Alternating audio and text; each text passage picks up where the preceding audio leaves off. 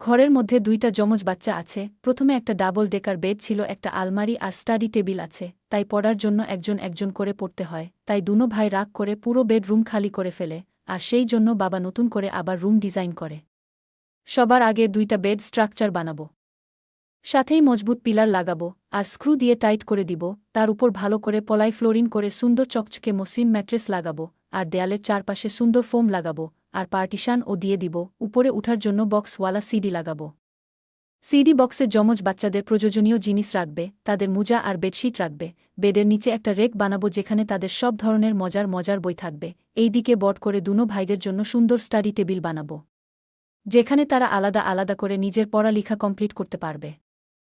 Study table এর সাথে বড় করে আলমারি বানাবো, যেখানে তাদের সব ধরনের দামি দামি জামা কাপড় রাখবে। বেডের নিচে গেমিং কম্পিউটার লাগাবো, যেখানে তারা মজা করে করে গেম খেলতে পারবে।